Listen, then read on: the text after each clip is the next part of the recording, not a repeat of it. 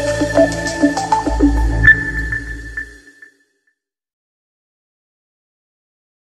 दोस्तों, पाइथन के tutorial series में आपका स्वागत है। आज हम लोग पढ़ने वाले हैं एक बहुत interesting operator, that is replication operator.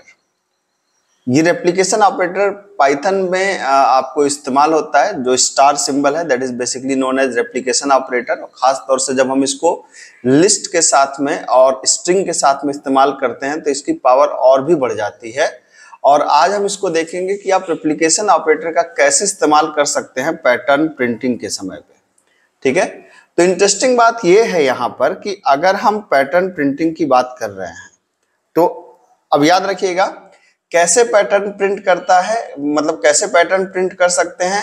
तो याद रखिएगा कहीं पर भी अगर नंबर पैटर्न है, जैसे नंबर पैटर्न का मतलब जैसे 1 1 2 1 2 3 1 2 3 4, अगर इस तरीके के पैटर्न है तो आपको रेप्लिकेशन वहां पे ज्यादा काम आने वाला नहीं है। लेकिन कहीं पर भी अगर पैटर्न है 1 star 2 star 3 star and then 4 star and then you can say 5 star, तो कोई भी स्टार का या किसी अदर सिंबल का पैटर्न हो तो वहां पर रेप्लिकेशन को आप शानदार तरीके से इस्तेमाल कर सकते हैं।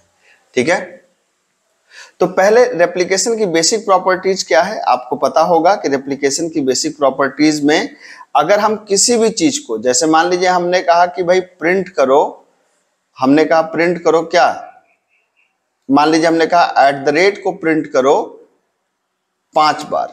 तो अगर हमने कहा @ इंटू 5 तो इसका मतलब @ 5 बार प्रिंट होगा। इसका मतलब ये हुआ कि अगर मैं कहूं कि प्रिंट करो स्टार को 5 बार, स्टार 5, ये स्टार ऑपरेटर मतलब ये स्टार आपका सिंबल है जो प्रिंट करना है, ये स्टार आपका रेप्लिकेशन ऑपरेटर है और ये 5 गिनती है। तो हमने कहा इस स्टार को 5 बार प्रिंट करो तो ये स्टार आपका 5 बार प्रिंट हो जाएगा। तो ये मतलब किसी भी चीज को अगर आपने कहा कि भाई हमें प्रिंट करना है तो हमने यहाँ पे प्रिंट किया, मान लीजिए हमने कहा जय और स्टार 10, तो इसका मतलब ये जय को 10 बार प्रिंट कर देगा। तो इसका मतलब ये रेप्लिकेशन ऑपरेटर क्या करता है, जो भी स्ट्रिंग आप देते हैं उस स्ट्रिंग को उतनी बार रेप्लिकेट करता है जितना नंबर आप यहाँ पर देते हैं। ये बात तब तक क्लियर हो गई होगी। इसी चीज का हम इस्तेमाल करेंगे पैटर्न्स को प्रिंट करने में। और पैटर्न्स को प्रिंट करने में खास बात यह है कि हम लोग जब बेसिक इसकी लॉजिक पढ़ते हैं तो बेसिक लॉजिक में कम से कम 2 लूप चलती है। एक लूप चलती है नंबर ऑफ रो के लिए और एक लूप चलती है नंबर ऑफ कॉलम्स के लिए। तो जबकि रो और कॉलम के लिए 2 अलग अलग लूप चलती है, लेकिन हम यहाँ एक लूप से ही चीजों को मैनेज कर सकते हैं। ठीक है, लेकिन इसमें भी एक ट्रिक है, उस बात को समझिएगा। अभी मैं इसको जब एक्सप्लेन करूंगा तो उसको मैं डिटेल में आपको बताऊंगा। ठीक है, जैसे मान लीजिए मुझे ये चीज प्रिंट करनी है तो मैं क्या कर सकता हूं, मैं बड़े आराम से कह सकता हूं भाई ऐसा करो।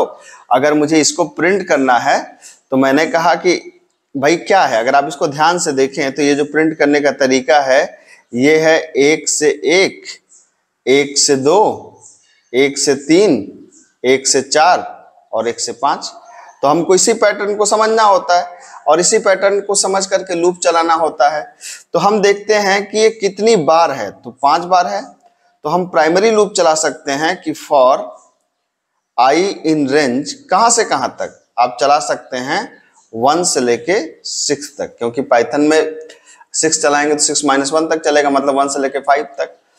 और हम सिर्फ क्या कर सकते हैं, हम सिर्फ प्रिंट कर सकते हैं क्या, हमने कहा प्रिंट करो star into i, that's it, done, बन गया।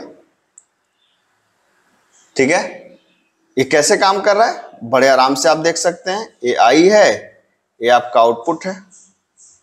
i की वैल्यू 1, हमने कहा स्टार इनटू 1, तो 1 टाइम स्टार प्रिंट करो। फिर i की वैल्यू कितनी हुई 2, हमने कहा स्टार इनटू 2, तो 2 टाइम स्टार प्रिंट करो। हमने कहा स्टार इनटू 3, तो 3 टाइम स्टार प्रिंट करो। हमने कहा 4 टाइम स्टार प्रिंट करो। हमने बोला i की वैल्यू हो गई 5, तो 5 टाइम स्टार प्रिंट करो। आप देख सकते हैं कितने आराम से आपका चीज हो गया, है ना। अब यहां तक तो ठीक है। इसको अगर आप सिस्टम पे देखना चाहें तो भी बड़े आराम से आप सिस्टम पे देख सकते हैं। You can check it out. जैसे हम लोग यहां पर हैं, ये आपका देखिए, आपने कहा फॉर i इन रेंज, आपने कहा 1 से लेके 5 और प्रिंट कर दिया आपने क्या, डबल कोट या सिंगल कोट कहीं भी आप दे सकते हैं, into star into I, that's it. आप देख सकते हैं ये पूरा का पूरा पैटर्न आपका प्रिंट हो गया। इसको अगर आप चाहें तो 6 तक चला दीजिए, अगर आप 5 चाहते हैं तो ये देखिए, ये देखिए, है ना। तो अगर हम इस चीज को देखें तो ये तो बड़ा ही आराम से आपने देखा कि इसको कर लिया। सिर्फ यही बात नहीं है, अगर इस पैटर्न को अगर आप और मुश्किल पैटर्न में बना दूं, जैसे मान लीजिए कि मैंने कहा भाई कि मुझे ये पैटर्न प्रिंट करना है। पहले मैं आपको बता दूंगी, जैसे अगर आपने इसको कर लिया तो मैं कुछ प्रैक्टिस क्वेश्चन भी आपको दे दूं। जैसे आपने ये कर लिया तो आप ये वाला पैटर्न अपने से ट्राई करिएगा। कौन वाला? 1 स्टार 2 स्टार, मतलब पहले 5 स्टार, फिर 4 स्टार, फिर 3 स्टार, फिर 2 स्टार, फिर 1 स्टार। पहले इसको ट्राई करिएगा, ठीक है। अब मैं आपको एक और बता रहा हूं। जैसे मान लीजिए कि अब मुझे ऐसा प्रिंट करना है। किस तरीके से मुझे प्रिंट करना है? ये वाला, ये आपके लिए अभी होमवर्क है। इसको करने के बाद पहले इसको करिए, फिर आगे चाहे तो आप देख सकते हैं वीडियो पॉज करके, ठीक है। अब देखिए, जैसे मान लीजिए मैंने कहा कि मुझे ये प्रिंट करना है, 1 स्टार 3 स्टार, मतलब डायमंड शेप वाला, ये 5 स्टार, फिर 7 स्टार, फिर 9 स्टार। अगर मुझे ये प्रिंट करना है तब मैं क्या कर सकता हूं? आप सोच के बताइए। जनरली अगर हम लोग सी लैंग्वेज में इस लूप की लॉजिक में आपको बताऊं तो सी लैंग्वेज में इसके लिए 3 लूप चलते हैं। एक लूप चलता है कितनी बार है? तो 1 2 3 4 5 बार है।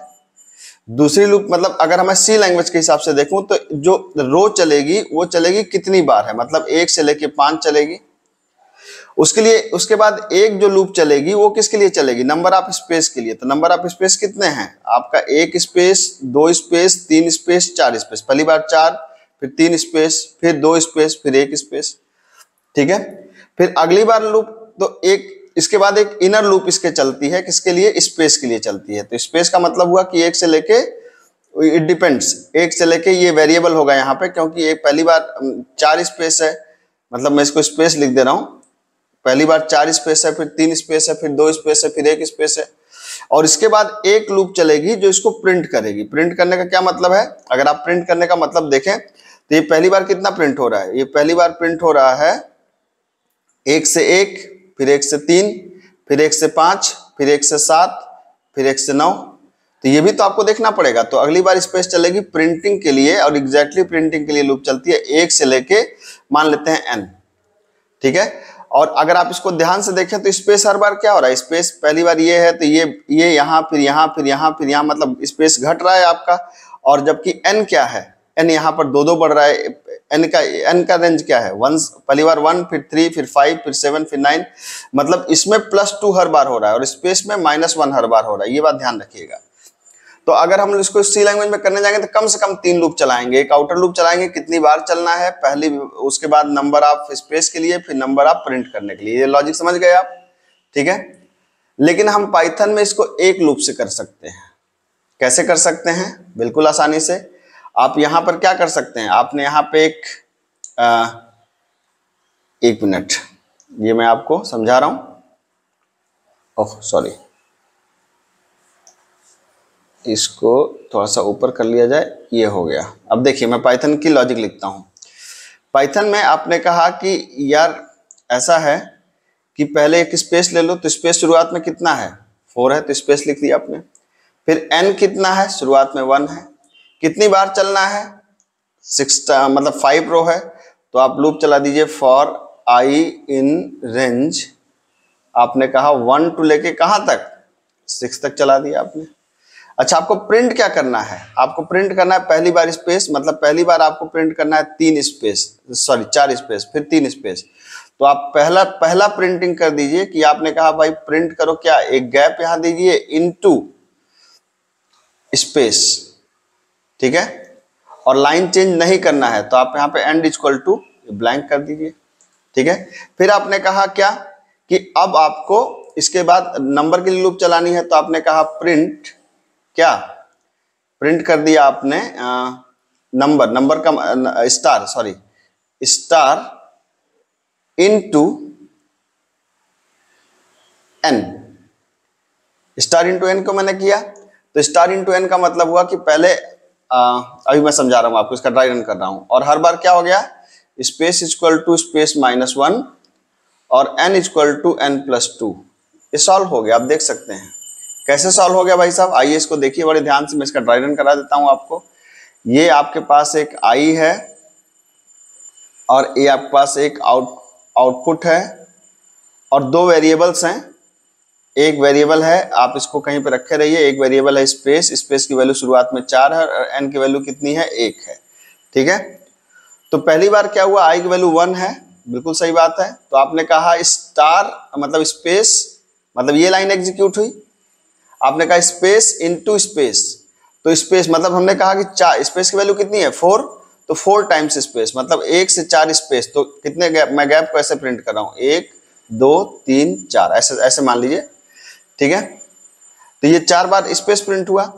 फिर आपने कहा स्टार इंटू एन, तो एन की वैल्यू कितनी है 1। अच्छा, अब यहाँ पे गड़बड़ हो जाएगा, तो स्पेस को मैं ऐसे प्रिंट कर रहा हूँ 1 2 3 4, और आपने कहा कि एन का मतलब ये स्टार प्रिंट हुआ, मतलब स्टार इंटू एन मतलब एन की वैल्यू 1 है। अब स्पेस एक घट गया, स्पेस कितनी बार हो गया, 3 हो गया। एन कितना हो गया, एन भी कितना हो गया, 3 हो गया, क्योंकि इसमें स्पेस में -1 घटा तो 4 - 1 3, और एन में 2 बढ़ गया तो 1 + 2 3।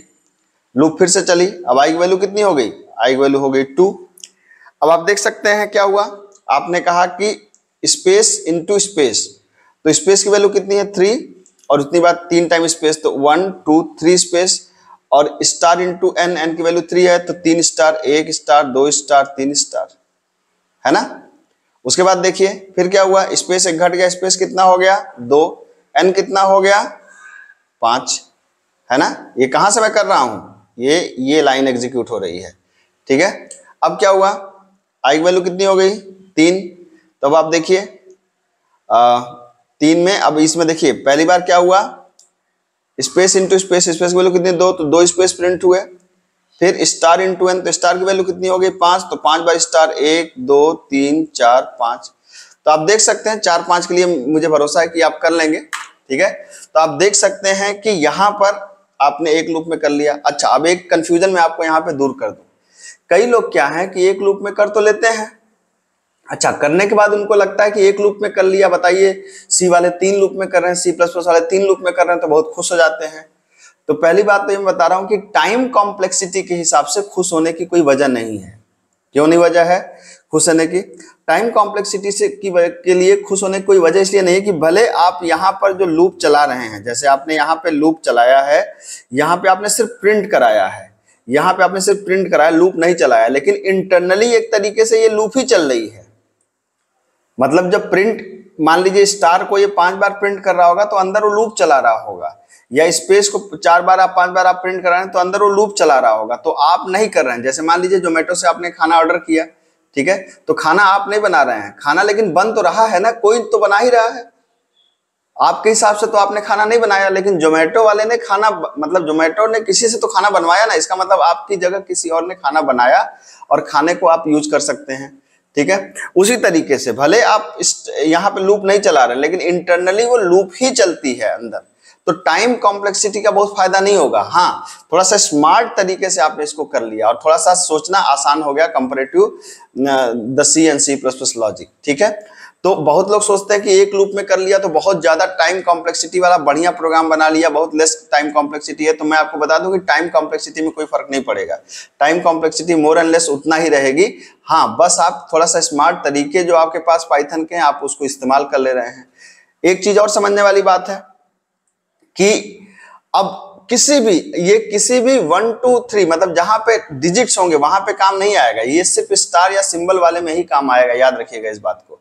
अब अगर इसकी आप प्रैक्टिस करना चाहते हैं तो मैं आपको इसका एक आध प्रैक्टिस क्वेश्चन भी मैं आपको दे रहा हूं, उसको होपफुली आप ट्राई कर सकते हैं।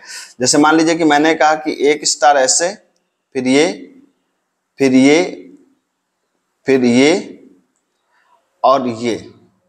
आई बिलीव कि आप इसको अपने से ट्राई कर सकते हैं। ठीक है, तो ये बहुत ही बेहतरीन है, मतलब सोचना तो काफी आसान कर ही देता है, टाइम की चाहे जो मसला हो, तो आप देख सकते हैं कि बहुत ही बेहतरीन चीज है। इसको आप इस्तेमाल करेंगे तो बड़ा स्मार्टली आप पैटर्न्स को प्रिंट कर सकते हैं।